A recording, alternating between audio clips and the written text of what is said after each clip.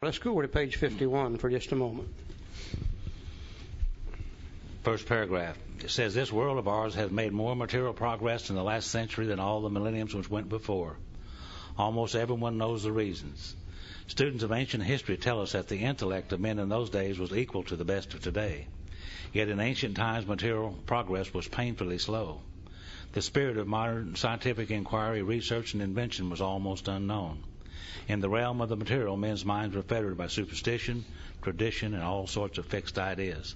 And I used to wonder why it is that we today have cellular phones and TVs and automobiles and airplanes, and why those people 100 years or 200 years ago or 500 years ago didn't have or admit those things. I thought we were just smarter than they were. But come to find out, they had the same intellect as we did. Intellect means the capacity to learn. They had the same capacity to learn as we do. But the only one thing that kept them in those dark ages, so to speak, it was superstition, tradition, and all sorts of fixed ideas. That's why I say I need an open mind more today than I'd ever needed an open mind. And I think we as a society have done that. Right here in the northeast corner of our United States, some 225 years ago or so, people came over here for religious freedom. They wanted to practice a religion as they saw, as they understood it. And as long as you agreed basically with their religion and you practiced your religion somewhat like they did, you were okay. But if you had any thoughts or ideas that were different and you expressed those thoughts and ideas openly and it didn't agree with what they had and what they agreed with, they would burn you at the stake as a witch. Right here in America they did that. So if you had any ideas like that, you certainly didn't express them, you kept them to yourself. So superstition, tradition, and all sorts of fixed ideas kept people from growing. And I think we as a country has gotten over that today. Our minds are open to many, many things. He said some of the contemporaries of Columbus thought a round earth preposterous. I think Columbus is one of the greatest examples of what you can do based upon belief if you're willing to change your belief. Some 500 years ago, most of what they call the civilized world was situated around the shores of the Mediterranean Sea, the western shores of Europe. They had found a place called the East Indies. And in the East Indies, you could get gold, silk, and spices, lots of goodies. But it took literally years to get to the East Indies. So they were trying to find a new trade route to the East Indies. And somebody said, is there any possibility that we could sail a ship there? And they said, well, no, dummy. Don't you know you can only sail to the northeast end of the Mediterranean Sea? And then you have to go by land, camelback, horseback, footback, however they traveled. And that took literally years to do. And they said, well, what would happen if we sailed in the other direction? And they said, well, idiot, don't you know if you sail out there, you're going to sail off the edge of this sucker? You see, everybody in those days thought the world was flat. And they assumed if you sailed out there, you would sail off the edge of it. Now, I don't know why they believed that. I assume some people sailed out there, didn't come back, and they thought they had sailed off the edge of it. Now, Joe said the other day, wouldn't it be great if the world was flat? We could take all this environmental junk, just take it out there and go and push her overboard and be done with it. Now, here comes Columbus. And we believe that Columbus had to be an alcoholic. Because if you're going to believe differently than the world and everybody in it, and you're going to stand there and express that belief, you're going to have to be tougher than hell to do it. Because many times if you express a belief different than what everybody else believes, they would burn you at the stake or hang you from a tree or cut your head off or something. And Columbus was tough enough and bullheaded enough to be able to stand there. And he said, I believe that the world is round. I do not believe it's flat. Then he made one of the most drunk statements the world has ever heard. He said, I believe we can get east by sailing west. Now, if that isn't drunk thinking, I don't know what is. Many of his mannerisms indicated he's alcoholic. When he left, he didn't know where he was going. When he got there, he didn't know where he was. When he got back, he didn't even know where he had been. But what really made him an alcoholic is a woman financed the whole trip for him. She did that twice.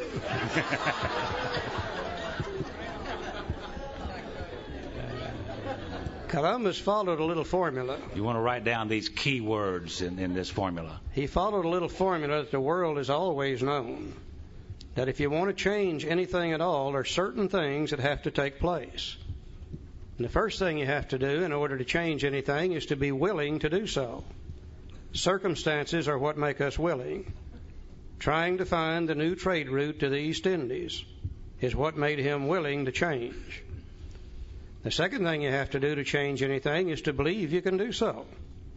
You know, he said, I believe that the world is round, it's not flat. I believe you can get east by sailing west. But his belief didn't do him any good either, because he's still standing on the shore of the ocean the day he expressed that belief. Some days, weeks, months, years later, he did the third thing. He made a decision. He said, by golly, I'm going to go find out whether this thing is round or flat. Can you really get east by sailing west? But his decision didn't do him any good either, because he's still standing on the shore of the ocean the day he expressed that decision. Some days, weeks, months, years later, he did the next thing you have to do. He started taking action. And the first thing he did, he went to the King of Portugal to get the money. But the King of Portugal, being a very astute businessman, said, there's no way I'm going to let you have this money, because you'll sail out there and sail right off the edge of this sucker, and I'll lose it all. That's why he ended up with the Queen of Spain. Sweet talked her out of the money on the promise that he would bring back gold, silk, spices, and the goody-goodies of life. She gave him the money. He bought 3 ships. He put provisions in those 3 ships. He put crew members in those 3 ships. And they began to go east by sailing west. Sailing west day after day after day. Now, we don't know for sure, but we have a suspicion that on that first trip, he hired a special sailor, put him on the bow of the lead ship at night with a lantern, whispered in his ear, said, I believe this thing is round, but if you see the edge of this damn thing, you holler so we can get turned around in time. Now, after having sailing straight west for several days, they got results. They found land on the other side, which was the result of the action that they had taken. Now, we know that he thought it was the East Indies. It wasn't. It was the West Indies. But he had proven to himself the world is not flat. It is round. You will not sail off the edge of it. Turned right around, came right back to Europe. Went right back to the Queen of Spain. And she said, Columbus, where's the gold, silk, and spices you promised you would bring me? And he said, sweetheart, I'm sorry, but I didn't find any. But he said, tell you what I'll do. If you'll refinance me, I'll go back. Trust me, honey, please. And this time I'll find it. And she refinanced him. And he got some more ships, more provisions, more crew members. They began to go east by sailing west with one big difference. The second trip, he didn't hire the special sailor, put him on the bow of the lead ship at night. This time he went back on faith. He went back on knowledge. The first time he went back on belief. You can't start with faith. The only thing you can do is start with belief, make the decision, take the action, get the results, and then you'll have faith. Now, I would love to sit here and tell you today, and the decision will do us no good unless we take the action. And that's 4, 5, 6, 7, 8, 9, 10, and 11. As the result of the action, then we will get results too.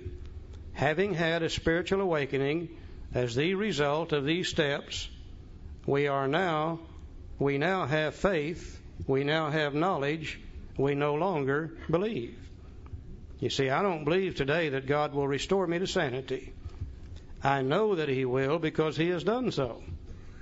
Now, those of us who have been restored to sanity and we have the faith, then we can go back and help the next newcomer come to believe. They can make a decision, and we can take them by the hand and walk with them through the action steps. Then they will get results. They'll have a spiritual awakening, and then they'll know, and then they can go help the next newcomer come to believe. Now, there's only one thing you and I can't do for the newcomer. We cannot make them willing. That's a job they have to work on themselves. Now, how does an alcoholic become willing to change? Very simple. drinking lots of whiskey. I hear people come to AA and they say, I've been working on step 1 for 3 years in AA. And I said, no, you haven't. You don't work on step 1 in AA. You work on step 1 out there. And when you've drunk enough of that whiskey, you just can't stand it any longer, then you become willing to change. Then we can begin to help you by helping you come to believe, decide, act, and have a spiritual awakening. Same formula that the world has always used to change the status of anything. Now, if I know I need the power, and if I know the beginning of the finding of the power is just to believe, if I know the procedure to follow to find the power, then I only need to know one more thing. Where am I going to find that power? And I think we get here just as confused about where God is as we were ever confused about anything else.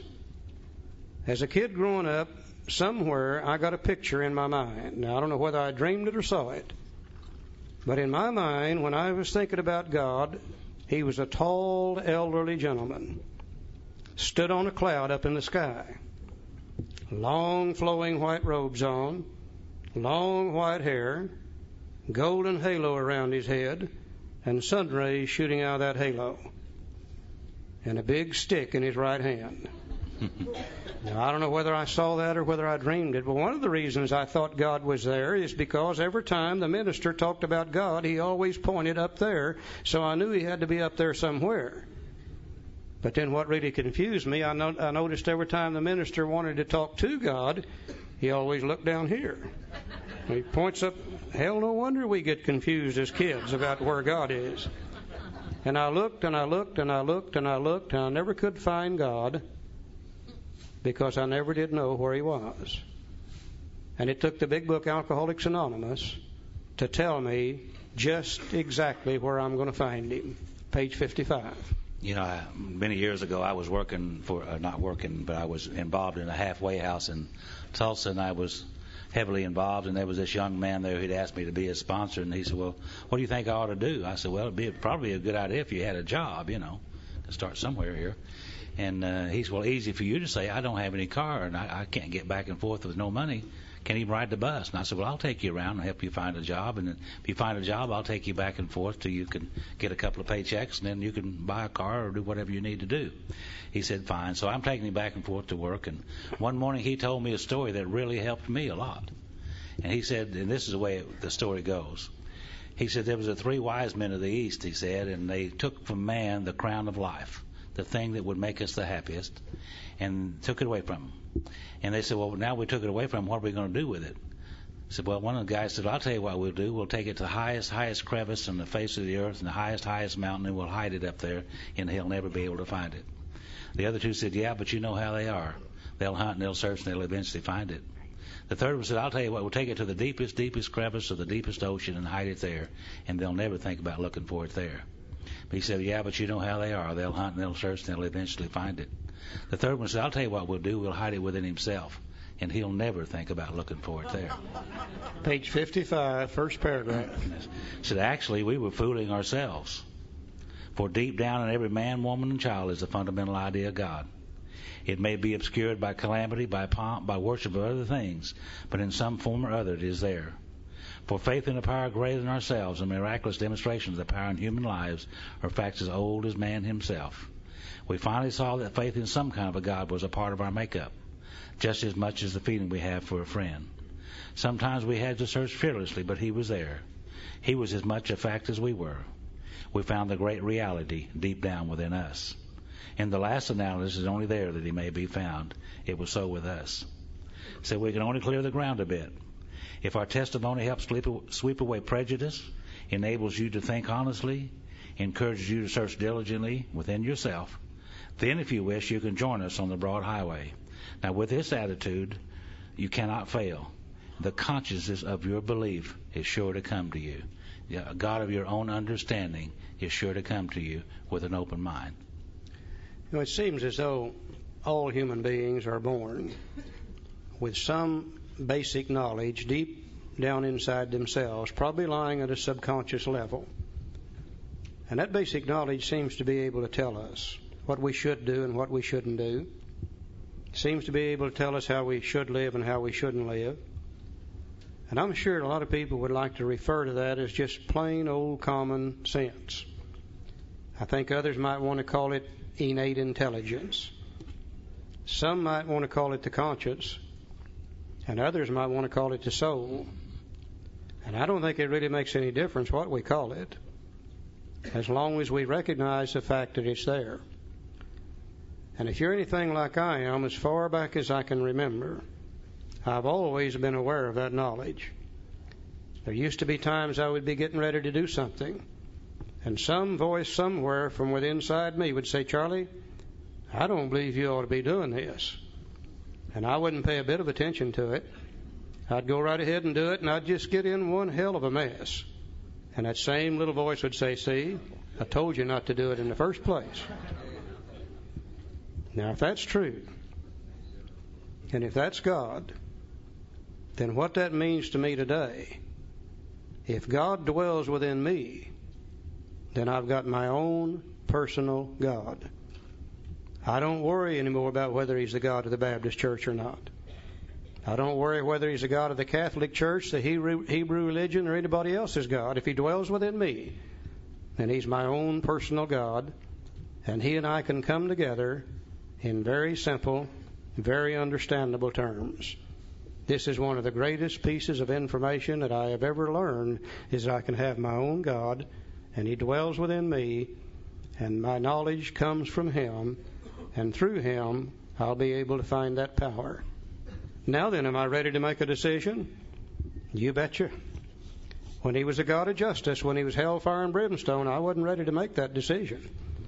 But throughout this chapter, my concept of God has changed entirely, and I'm beginning to believe He just might be a kind and a loving God. And just maybe He'll start doing some good things for me, not hellfire and brimstone.